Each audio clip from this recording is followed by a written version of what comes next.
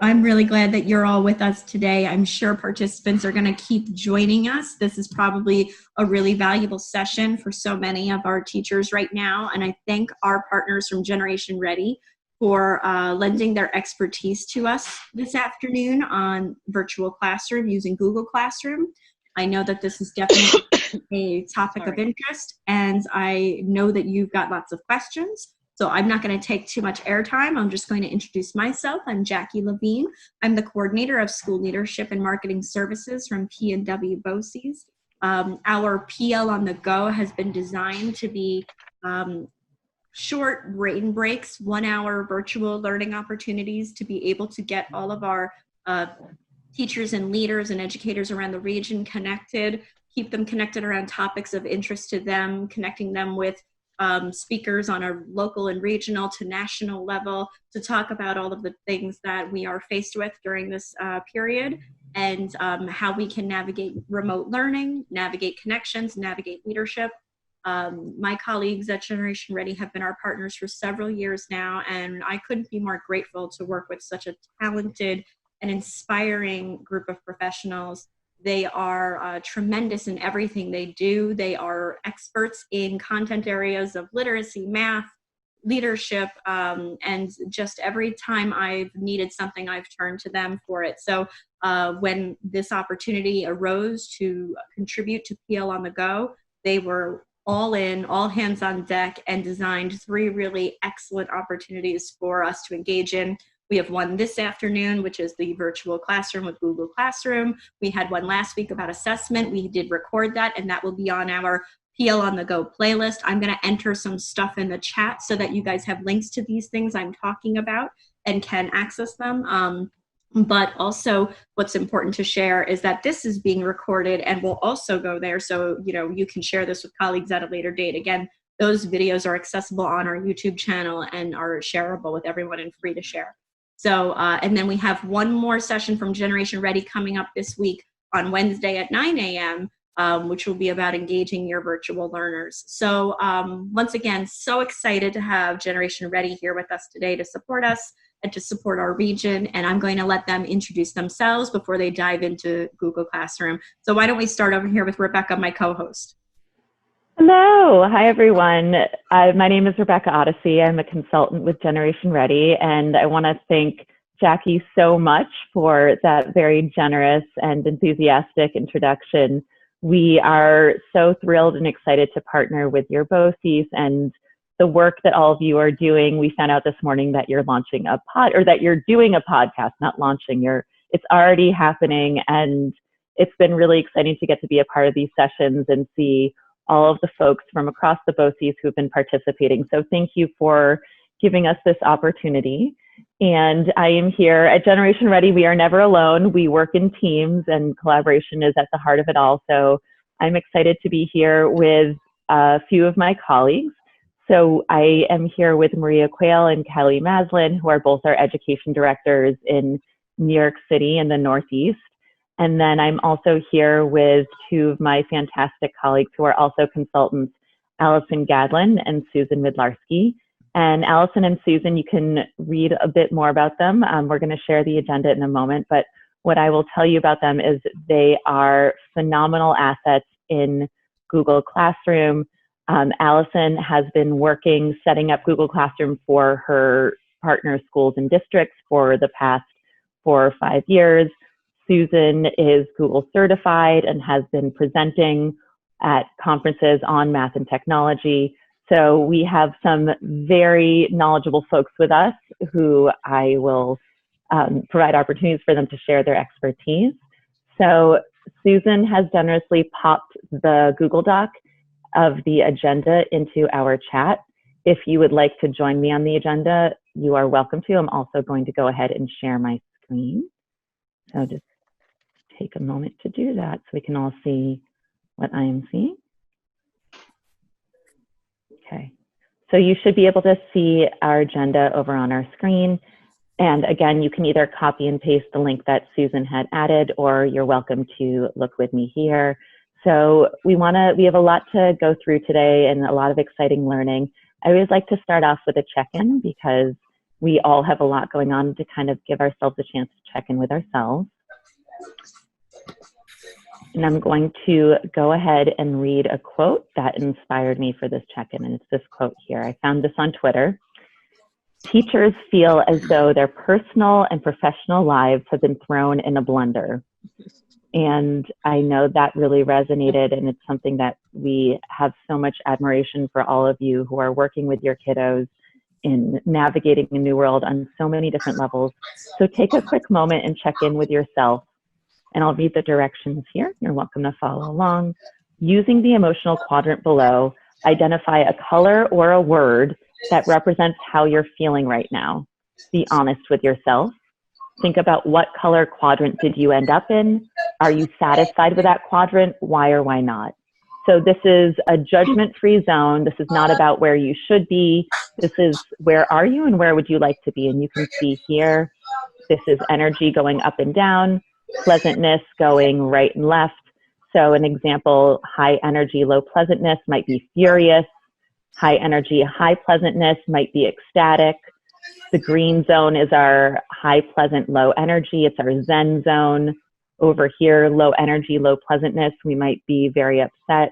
So think about where you are and if you're satisfied with that, and make a commitment to your learning today. We all have a lot going on. So think about where you want to be to commit to your learning today.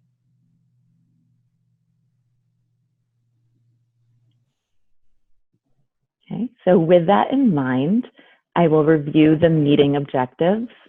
So we have 4 objectives off the bat. We are going to identify connections between your impact with classroom instruction and opportunities in remote instruction. We will, so that was that one. We will develop new understandings of how a flat computer can be like your dynamic classroom environment. We will gain an understanding of e-learning tools and evaluate based on what you know works best in your classroom. And finally, apply Google Classroom tools for engagement to my own school context. So the big idea today is really taking your expertise and looking at the tools that will let you unleash that expertise with your kiddos in a virtual environment. So we have a lot to share with you about Google Classroom. You are the experts in your classroom, whether it's Google, whether it's in person, whether it's on the moon. You are the experts in your classroom, in your school. We honor that, and we're really here to just help you level up with some tools that can help with adapting and bringing your best self as a teacher into this virtual environment. I'll give a quick overview of our structure for today. We are going to go through getting set up for learning. I'll let you know a little panelist presentation with the lovely Allison Gadlin. We have our next panelist presentation with the amazing Susan Midlarski. I will likely, and we tend to be a little flexible about this based on responding to folks' needs, I'll likely have a question for each of our panelists to do a little demo for us. We will go through questions from you and then talk about ongoing support that we can provide you in ways that you want to commit to this practice in your daily work. Okay. So I will orient us a bit. We are on this Zoom platform, and I'm not sure how much folks have been using Zoom. I know some people feel zoomed out. Some people are not yet into Zoom. So I want to orient everyone. At the bottom of your screen, you should see this chat function here. It's orange in my little screenshot. And whenever we talk about, oh, that's in the chat, just like Susan had popped the link to the agenda in the chat, this is what we're talking about, this chat function here. And at various points, we might ask, oh, would you like to respond in the chat? Because we are a remote group, I encourage you to continue adding your questions to the chat, and I keep recording them on the agenda throughout the session. So never hesitate. Your questions always go in the chat, questions, ideas, and I'll highlight them for our presenters. We also have another view of the chat. So again, this is the chat function, and then this is what the chat sidebar looks like. Okay, so we have our chat function here, and then here's a separate screenshot with our sidebar. Any difficulties, you can just pop it in the chat and we can continue helping you. So we are also committed to modeling our best practices of reflecting what you do in your classroom as well. And so we're going to start off with a needs assessment. If I can ask one of my delightful co-facilitators of the panelists to pop the link for the survey in. And this is our initial needs assessment, and this is what you will see. So let us know what you're working on, who you are, and so that we can respond to your needs. This is your first introduction to a tool that can support us with remote learning. And what I'll do here is you can see that this is going to be a summary of the responses. This is not going to call out any one person, but this allows me, first of all, to make sure that folks can get into this, because it says 0 responses now, because hopefully folks are working on it. But if it continues to say 0 responses, I know that I am missing out on something in terms of what folks need to participate. And as the responses come in, it will give us a summary of what the trends are and where you are as participants.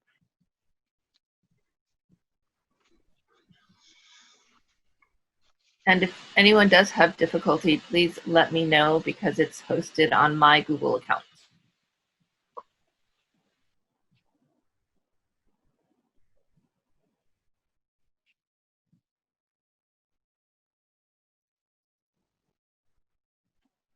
And you'll see that Susan had clarified that the second link is a survey. It's something that unfortunately Zoom does not allow you to hyperlink, that you'll need to copy and paste the link. So we see we have our first participant. And the piece, Susan, would you like to explain the piece about the scoring? Sure. This was created in Google Classroom, which allows you to create quizzes that are automatically scored. So by default, it does assign a point value, even if you say it's unscored. So I just put 0 points for everything. So there's no points. It's just part of the form as I created it in Google Forms or in Google Classroom. Thank you, Susan. So it's your first glimpse of a quiz. You may have seen quizzes in Google before, so your first glimpse at quizzes with us. And you can see that this is continuing to pop up with new responses as folks fill them out. I don't even have to refresh. And you can also see it says they're all correct responses, so there are only right answers here. And you can see as we look through here, this is helping us understand the features that you're already familiar with, both at a foundational level and also at an intermediate level.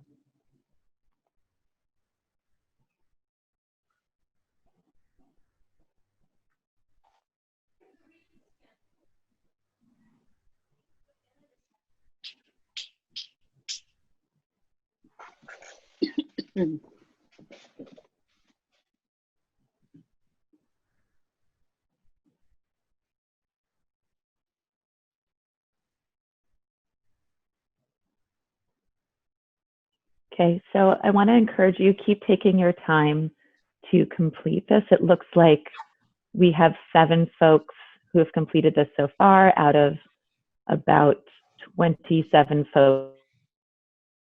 So we encourage you to go ahead, keep taking your time to complete this. Again, any difficulties that you're having, please let us know in the chat and we can manage these.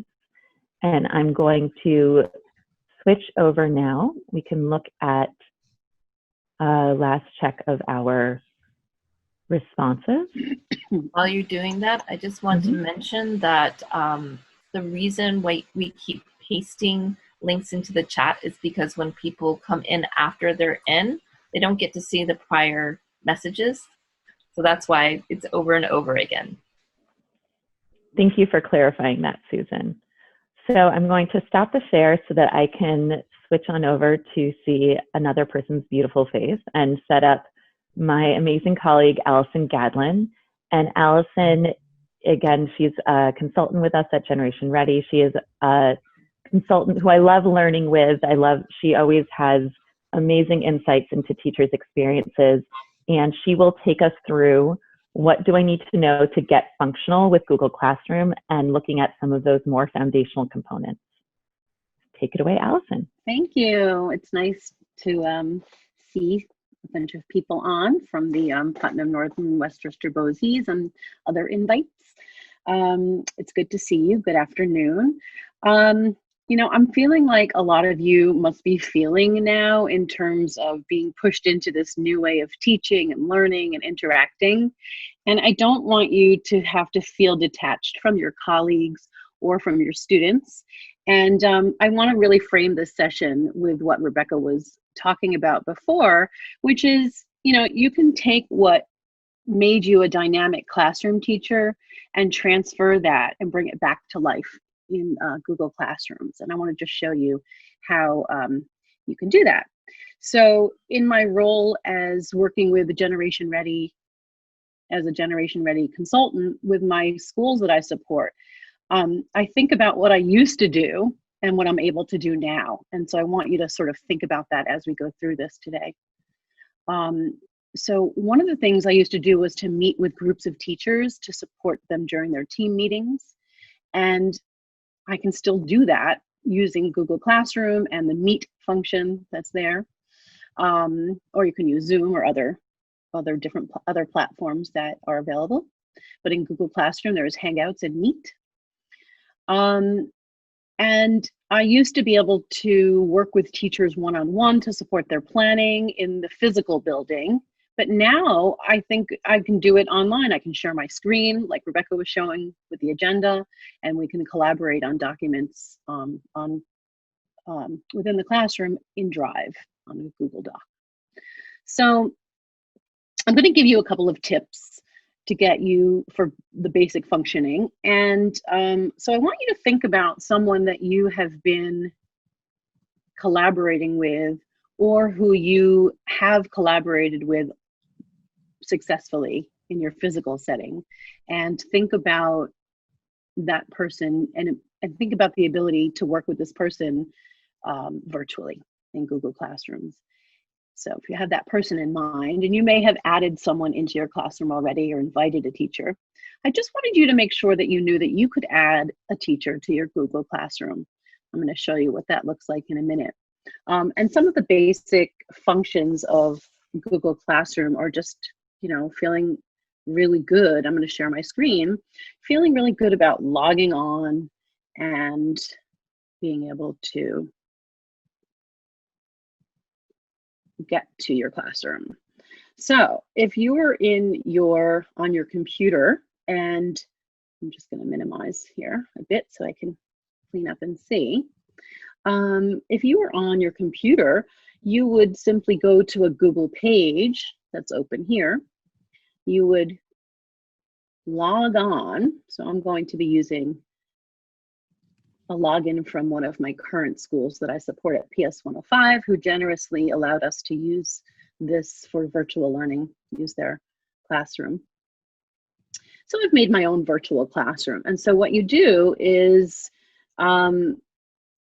you can click on your waffle here on the corner, and you can go right into Classroom. Classroom gives you the option. So you can see these are my virtual classrooms, and then I have some actual classrooms from one of my schools. There's a plus sign on the top right here. And if you're going to join or create a classroom, that is where you have the option to do that. If you were going to join a classroom, you would enter the class code here, which your teacher would give you. If you're going to create a classroom, you would create it, and it would ask you to fill out the name, and that's how it looks like this. So in this classroom page, you may just have one, or you may have multiple classes if you're invited to other teachers' classrooms. This three little dot bar, and I call it the sprinkle bar. I'm sure Susan will tell us that it's named something else, but anyway, it looks like three little sprinkles to me. So I call it the sprinkles, and it allows me to toggle between the classrooms that I have. It allows me to go to my calendar. That's a lot of assignments. I can go to my to-do list, so I know what's been assigned. So this little sprinkle on the corner here allows me to toggle between things. So if I get lost within planning something in my classroom, I can always use that toggle button, those sprinkles. Anyway, so here we are in a classroom. It's my virtual classroom in Generation Ready. Here's my class code. So I could copy that and give that to my students or fellow teachers. And I wanted to show you that there are 4 tabs on the top. There's Stream, Classwork, People, and Grades. And since we were just talking about adding a person or a teacher to your classroom, we will jump into that tab. This page allows you to add teachers using the icon here, or students, and I'll scroll so that you can see that some students have been invited. If I'm going to add a teacher, I invite, I type in a name, I'll put in somebody who's been a good thought partner for me, Maria, and invite her. And she'll get an invitation asking her to join, or if she just goes in to the classroom page and she wants to, she'll get an invite on her main page here. Okay. Oops, sorry about that. Technology. So I want us to think about that person that we've invited, or think about somebody who we'd like to invite. And I'm going to stop sharing my screen for a second. And hello, everybody. And I just wanted to have you think about that person, and without naming any names. For example, you could put art teacher or guidance counselor. You can use the chat function to type in the name of a teacher who you have already made a commitment to collaborate with, or you can add someone who you plan to collaborate with. So go ahead and type that into the chat. And it doesn't have to be a specific name. I'm already seeing someone wrote social worker. Great. A co-teacher. Thank you, Mary. We were talking about wait time, Rebecca and Susan and I, and how it feels like a very long time in the virtual world, but I'm going to practice some wait time and deal with how uncomfortable it may feel.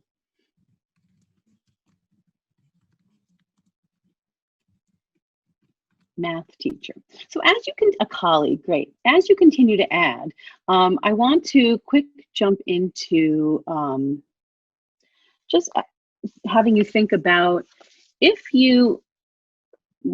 some of the things that I used to do, and I think we'll wait maybe, Rebecca, I'm gonna just hold off on my showing them the assignment part right now. That's okay? Absolutely. Mm-hmm. Okay. And I just want you to think about, all of the ways, and we'll get more deeper into it after. Just wanted to be able to show you those basic functions for now. And we'll show you the classwork page and the grading page as we go deeper into this panel. But anyway, so I just wanted you to think about bringing along with what made you a dynamic teacher into this new virtual world. So I'll leave you with that for now, and we'll continue with that as we go through. Thank you, Allison. I feel like this is like the news where they're like, and back to you, Rebecca. And it's like from across the country. This is our new virtual world. We're all getting used to it. And as Allison said, the wait time feels so awkward on Zoom. But when I'm with folks in person, I'm like, yes, I'm a teacher. I can deal with the wait time. That's okay. It feels much more awkward on Zoom. So Allison went and shared with us the foundations of engagement through Google Classroom, and we want to continue to think about engagement. So she mentioned engagement in terms of getting started with your colleagues. We know that our collaboration is one of our greatest assets. And up next, I'm going to pass it over to the amazing Susan Midlarski, who's going to take us deeper into some tools for engagement in working with your kids in Google Classroom. So Susan will be speaking about how can I reach my students when I can't actually reach them because of social distancing. We maintain our 6 feet. So Susan, without further ado, I'll let you take it away. Hi, this is, I want to just give you a little bit more about me before I jump into the technical parts. First of all, I want to say I'm kind of in this area. I live in Putnam Valley. So I don't know, like right now I'm looking at 3 other faces and a whole bunch of names, some of which I know, but most of which I don't. So it's a little strange. It's not like, going to a workshop where I get to see and interact with actual people. I mean, you are actual people, but there's like this wall that I don't get to see, what's happening in your expressions. So feel free to, actually, we have a set of reactions. I don't know about your Zoom, but in my Zoom, you have the ability to raise your hand. If you open up the chat panel, you can say yes or no, and you can ask us to go slower or go faster. So if you have a latest version of Zoom, you may see those options, and I will be looking out for that. Hi, so Jacqueline, yes, you live in my town. I don't know what part you're in. I think I might have encountered you because I visited PMW BOCES, and I've been working with Southern Westchester BOCES, since 2014, I want to say.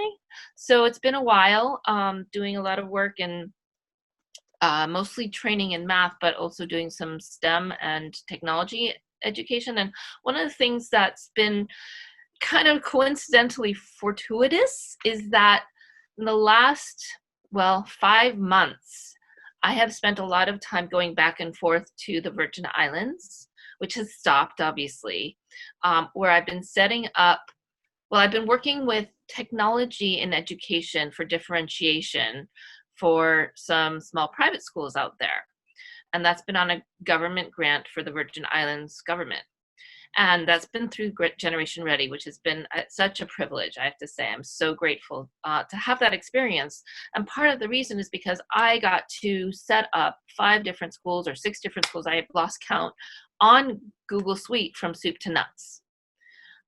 So I'm pretty familiar, and I've set up my own organization, nonprofit organization on Google Suite and managing all of that. So in addition to my level 1 certification, which kind of gives you the ability to understand how Google Classroom works on a very usable basis, which that education is free to anyone who wants to take it.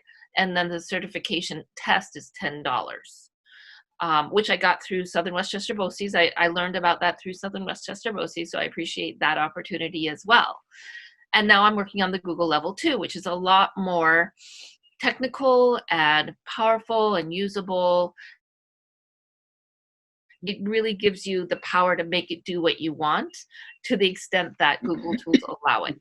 So those are some of the things that I feel like I'm carrying a nice tool bucket of powerful technology tools, because one of the hardest things right now for us educators is that we have these human beings who we've been working with day to day. We know how they look, we know how they feel, we know how they smell, and we have been making these connections and building these relationships, and now we don't have that direct contact. So how do we reach those learners in a way that lets them know we're still in their lives and they can still reach us and we can still make an impact? So part of what I'd like to do is respond to some of those needs as we go. And I've seen in the responses to our survey that we have a number of people who are pretty well versed in getting into Google Classroom, but some of the other stuff is stuff that would be helpful to learn. So one of the things that I keep thinking about is that, yes, we have accountability to do a certain level of learning in this time, and that's going to be school and district dependent. But more than that, this is something we've never signed up for. None of us ever signed up to be a teacher in a virtual environment in this way. So kudos to all of you for stepping up, taking your time, attending workshops like this to learn how to be a more effective teacher in this time. And that's my little spiel.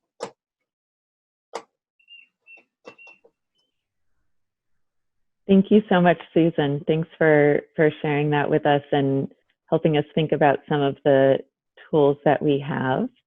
So I'm going to now have each of our amazing panelists share with us a little demo that they can take us through and help make these tools a little more real for all of us.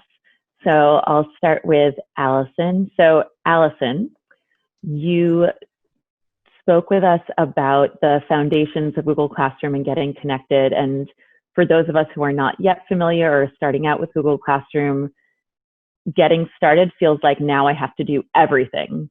So what is one tool that you could walk us through that you found super effective in either collaborating with colleagues or a really great way to get set up with Google Classroom?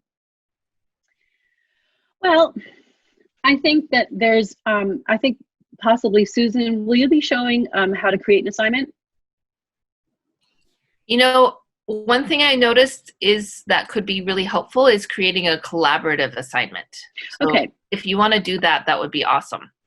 Okay, great. I'm going to show a shared journaling page that I feel like is really a good way to collaborate with your class and increase your student engagement. It's fairly simple to set up, and so I'm gonna share my screen with you and then pull that up. So one of the ways, if you're in your classroom, is to use actually I'll just show you really quickly while we're in here, is to go into the classwork tab and use this create button. Once you've set up your classroom with different topics along the sidebar here, you have the option to add assignments or quizzes or questions or materials. And one of the things I really like to do is to add a shared journal. So I'm going to just show you that creating a shared journal would be like creating an assignment, and it could look something like this. So this is a simple Google Doc.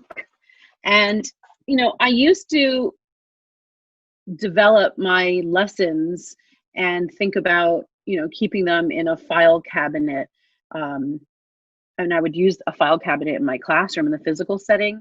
And now I go into my Drive and I'm able to pull different materials or resources into, you know, a virtual file cabinet, from a virtual file cabinet. And so if you look, if you have a classroom set up, you will have a file cabinet that you can use to add resources to your classroom. So one of the ones I could use was a shared journal. And I did this with my colleagues actually a few days ago.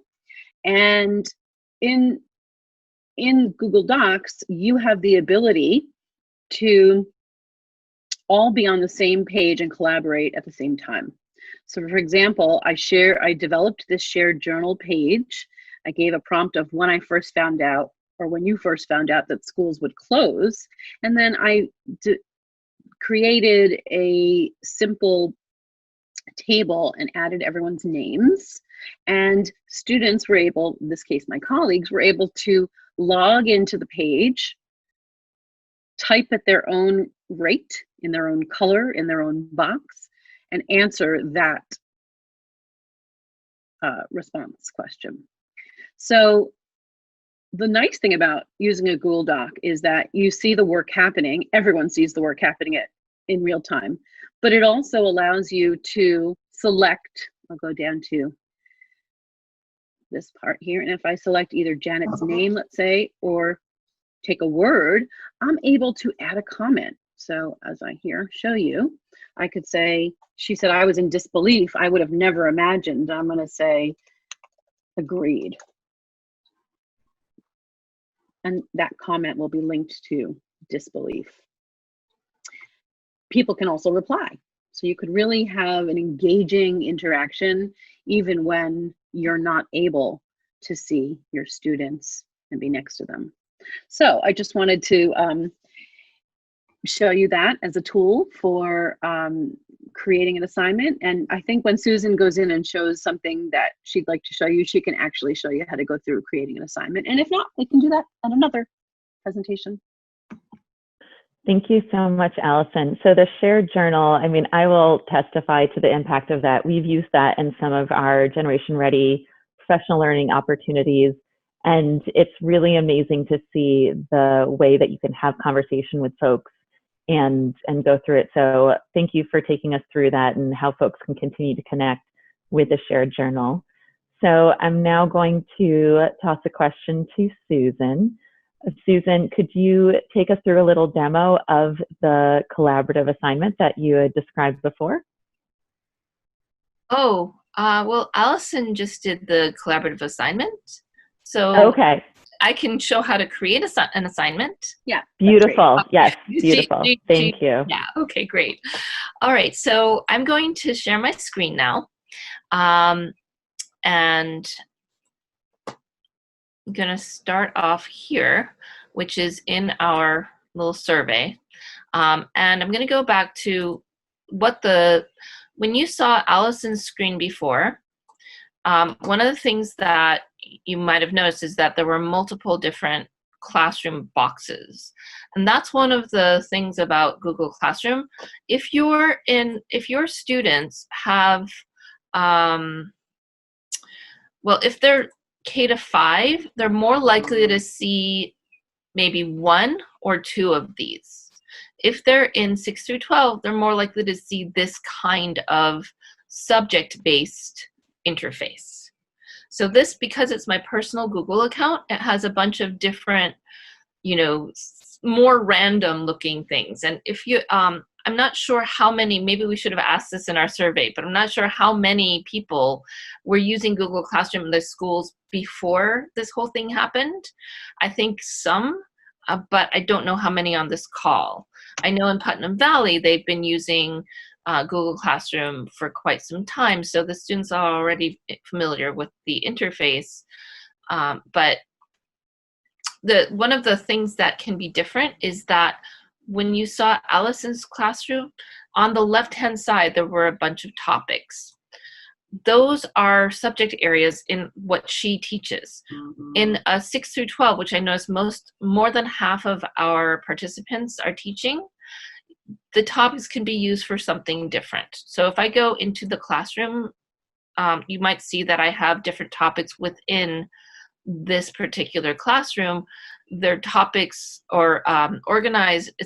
It's like tags or categories in a blog or in Facebook or Twitter or the hashtags. There are ways to tag the content of what you're teaching. So you can organize units with this. You can organize, if you want to use quizzes and tests with this. You can organize homework. You can organize material. There's all different ways that you can use tags.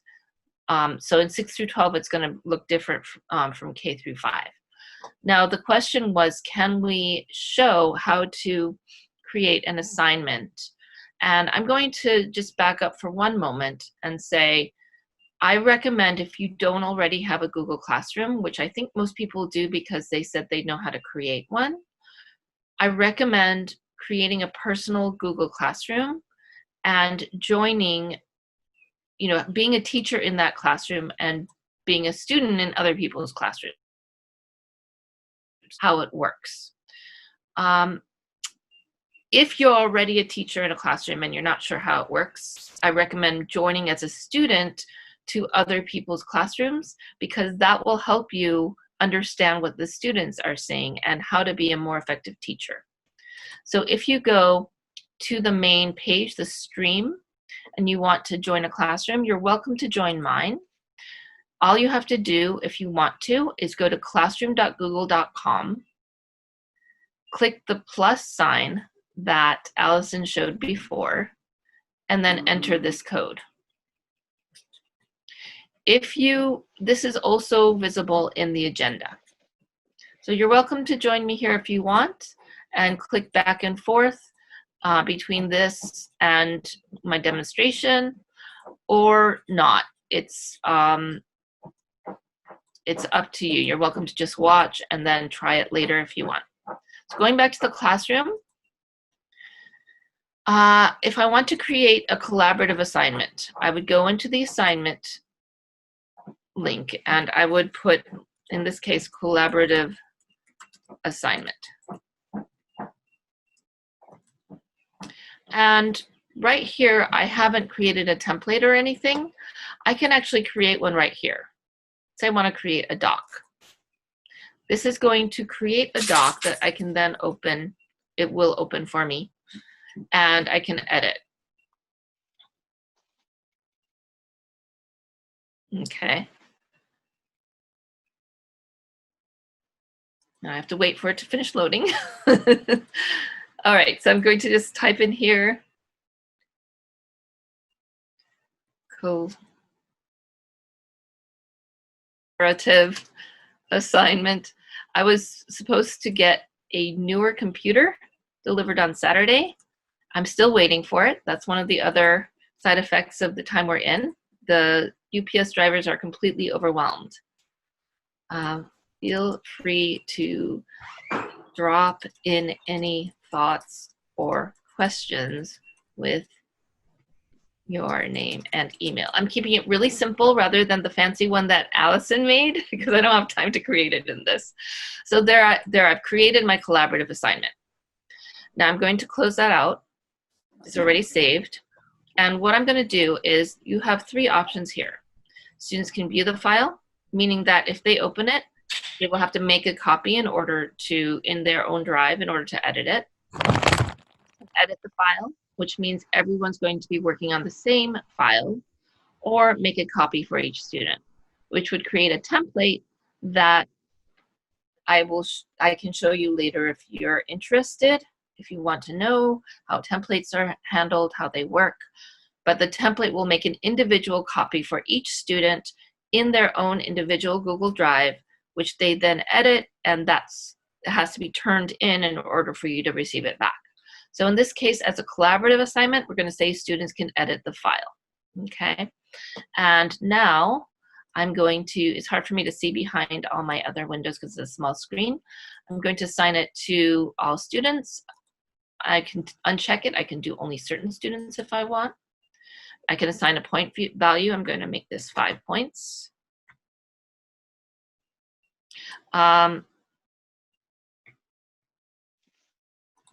It's not letting me edit it. 1 second. 5 points. The due date will be, and you can click right into the calendar in a couple of days. The topic, will make it Google Classroom. And in this case, I'm not going to show a rubric because that's a bit longer. The new Google, I can answer that. Should I answer that question, Rebecca, or wait on that? I think you can finish going through this and I'll come back to some questions. Okay, great. So I'm going to assign that right now. Okay. And if we look now at our assignments, okay, in Google Classroom, I posted a new assignment. Before it looked like it was untitled, but it just hadn't updated.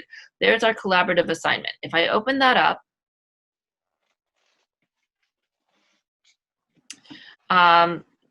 now anyone who wants to, and I see that nobody really has tried this with me, but that's fine. If we did see that, we could absolutely be writing in here at the same time and communicating back and forth like Allison showed before. All right, that's it. Thank you so much, Susan. So, Susan and Allison, we have the benefit of seeing from different perspectives about how we can maintain engagement and collaborate with our kids and our colleagues through using Google Classroom. And at this point, I want to encourage you to add any questions or comments you have to the group chat that we have on the right. And I'll start off with one question from one of your colleagues. Does Google Classroom share your email with your students? Would I need to create a new Gmail account just for school or classroom to separate personal from work? So Susan or Allison, do you have any recommendations in terms of what you found useful with separating out your Google Classroom for different accounts or keeping it all together? What have you found useful for you? I'm going to take that one as a Google Suite administrator. Mostly schools where Google Classroom is being used have their own Google Suite that assigns student accounts. If you are needing to do this out of your own personal Google, then it really depends on the age of your students. If they're over 13 and they have their own Gmails, that will work. If they're under 13, that might need to be brought up with school administration, I believe, because there are restrictions on students having email accounts. But yes, your email will be shared, and you probably want to have one dedicated to your school business. Thank you, Susan.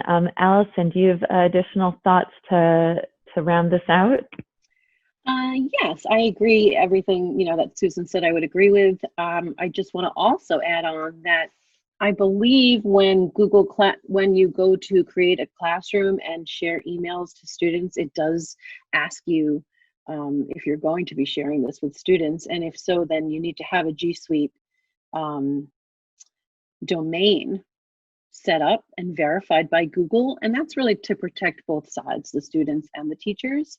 So I would recommend that you apply for a G Suite through your school. It's something that your school can do, and something that Susan or I could take you through in a different session on how to do. I've set up, and so has Susan, set up multiple domains with different schools and districts, especially in New York City, and it's fairly simple to do, but it is a process. So it's nice to have someone holding your hand while you're going through that. Thank you so much, Allison and Susan. And I think that we have some folks either feeling shy or feeling uncomfortable with our chat. Oh, we have another question coming up. So a question from one of your colleagues: my class is having the hardest time submitting and turning in their work when done because they don't know where to do it or how to do it. And I think that some of our kiddos have a hard time in person in the classroom. Not sure how to tell them to do this. Do they go to Stream, original assignment? We're using iPads. So Allison or Susan, would you like to jump in and lend a hand to this colleague?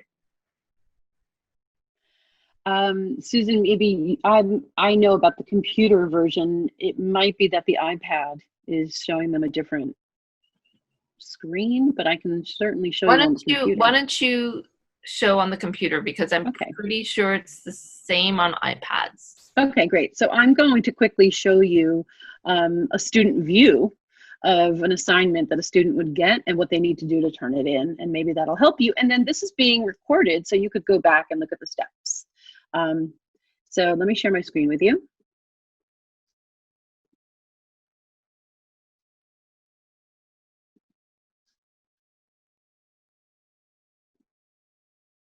So instead of going into this class as a teacher, I'm going to go in as a student. I'm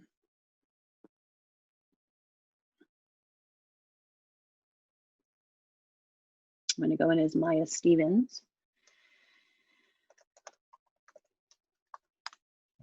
Oops. Sorry about that. So if I'm going in as a student now, what you'll notice in the classroom is that the 4 tabs that you used to have for a teacher are not there. So the grades is not there. And if you look at, let's say, a words, I know it's for 3rd grade, so let me go in and look at all of her classwork for a second. You know, as you're going through and setting up, it gives you little helpful hints, but I'm going to X out of those for now. So let's say that we are looking at, let me just see something that she hasn't done. Let me go into reading. Let's say that she is doing a retell of Too Much Chocolate.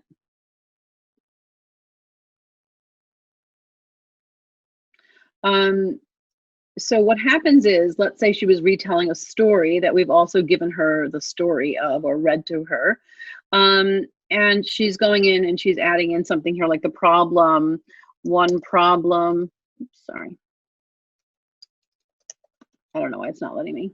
Oh, I have to request X. So anyway, if I go in, if I'm being her, I can go in to share it. I don't know why it's not letting me share right now. So sorry. Let's do this. Maybe that one we'll try. A story that she was writing. So they were going to be asking, I don't know why it's doing this. It could be because I have 2 screens open. Sorry. It's too high This is the level. extra layer of being flexible and responsive, right? We know how to do it in person, and then sometimes those tech glitches just give us a run for our money. So Oh, a I think great it's because she demonstration, turned it in. Allison. Sorry. No, it's a great demonstration of taking us through and managing the little tweaks that come up. Okay, so let's look at types of communities, because that's something she hasn't done yet. Oh, here it is. Okay, so on this screen, let's say that she had been working in her Google Doc here about different types of communities. So they were asked to read a passage that's posted with the assignment about urban, suburban, and rural communities, and then fill in this graphic organizer to include population, transportation, and activities. So one way they could do it is to turn in here on the top right.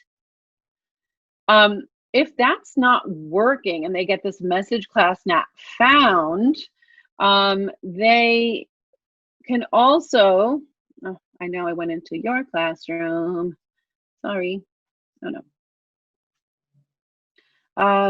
They can, oh, how do I get into your classroom? I'm sorry. They can also go into this version where they go on to their to-do list, come right into their assignment, and then turn in this way. One attachment will be submitted. So often I run into that same problem, and maybe the kids are. And then if you're turning it in this way, that is now submitted. It's turned in late. Sorry, Maya, you got your assignment turned in late, but it is, we are able to do that. So again, it was using that sprinkle bar to go to the student's own to-do list, go into the assignment, and go back and check. And then if we come back in as a teacher, we should be able to see that it's been turned in. So Lori, right, you were asking that question. Is that something that they're having trouble doing? Going to the assignment and turning it in? Yeah, iPads don't have that screen with the submit button. I thought that that was maybe an issue. So we could look into that more and get back to you. You know, we'll pin that question for you and see if there's a really good way to get that. I thought that that was the case. So And we will think about that. Yeah, and we'll also, mindful of the time, and we can stick around for a bit after the official end to our session, if that is okay with the BOCES folks in terms of your Zoom channel, and follow up with any questions that folks haven't gotten answered yet. What I appreciate about what Allison did is it's a great way for us to think about those anticipated misconceptions. And when we go through the process and we run into those tricky parts, that's how we can think about how to avoid our kiddos running into them, and recognizing that we're all in this brave new world together. So as a wrap up, I want us to start reflecting and thinking about setting a commitment. So I'm going to ask everyone who's able to and comfortable with putting in the chat, think about reflecting on this session. I'll go ahead and give a summary of the session. So you're going to think about, I used to think, but now I think. So some things that we've done during the session, Allison took us through getting set up with a Google Classroom and inviting collaborators, and then collaborating that you can do with students or adults on a shared journal. And then Susan took us through setting up an assignment and looking at using templates so that we can gather our kids' output and see how they're doing. And we also thought about how we're doing submitting assignments and the troubleshooting around what we did today, all of the different parts that our amazing panelists took us through. I will invite you to type into the chat, I used to think, but now I think, and I'll type that there. So, used to think. Thanks for that feedback. As I think Allison had mentioned before, what we're learning that wait time is much more awkward on Zoom. I brought that up a little bit before too. So Alberta is saying, I used to think that Google Classroom was intimidating. Now I think I'm going to at least try. That is exactly, Alberta, we could not have said it better ourselves. That's exactly what we hope you would get coming out of this, of thinking one thing that you can do tomorrow. So it might be that one thing is thinking of that. So someone had mentioned wanting to collaborate with a social worker. So your one thing tomorrow might be sending an invite to your classroom for your social worker. And that's something that I know is really hard to do in the confines of the school building and the schedule. And we're hoping that you have more opportunity to connect with folks in the virtual world. So I encourage you to continue adding your thoughts to the chat. And I'm also going to share a survey and being responsive. I know we might have some folks who feel less comfortable with sharing in the Zoom chat. So we have a survey that we would really love your feedback on. And I just added that into the chat, and I'm going to share this here as well. So we have the multiple modalities. Okay. Janelle, your comment. So we really, I mean, it's really an amazing opportunity for us to learn with you. And I want to emphasize the with you, because we are all learning in this together. This is something that none of us expected. And I want to really encourage you to think about managing your views of your successes. There is so much to take on. Our amazing panelists took us through a lot. So exactly as your colleagues have been thinking about, think about that chunking out the information. What's that bite-sized piece that you're going to work on, and really celebrate your success in just the same way that you would celebrate your kids. So we are happy to continue supporting you. You can see, I believe Jackie had mentioned before, we have a session Wednesday at 9 a.m., practical virtual tools to engage your learners, with one of our colleagues, Angie Primo, who is dynamite in the world of virtual facilitation. She can give lots of ideas for the virtual piece of facilitating with adults and with kids. And then for additional support, I put up the email addresses of our two incredible education directors, Kelly Maslin and Maria Quayle. We at Generation Ready we've been doing work in the virtual landscape for several years now, and are very excited to partner, be with you as you take on this important work and figure out how we can best meet your needs and you meet the needs of your kids. So with that, I will hand it back to you, Jackie, and we are happy to stick around a little bit longer depending on what's okay for all of you over at the BOCES. Thank you. Thank you so much once again to all of our colleagues at Generation Ready. We're so lucky to be able to partner with you and to have you lend your expertise to our region, as always. It's nice to meet new faces at Generation Ready, as well as connect with those who we know very well. Hi, Kelly. Hi, Maria. Hi, Michelle. But it is so nice to be able to be part of these trainings as well. It reminds me of how I was as a teacher when I was teaching. And it's so nice to see something like Google Classroom become more advanced as the years have passed, from where I had it when I was using it to the tools and how it enables teachers to function with students virtually now.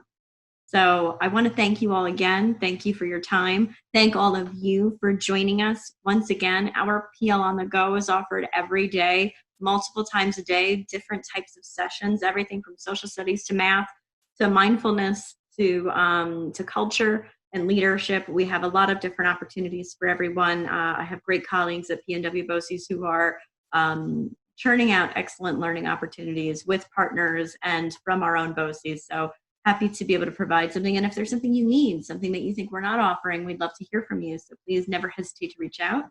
My email is jlevine@pnwboces.org. I'd love to hear from you and connect. And until I see you next time, I hope you all have a wonderful afternoon and a great week.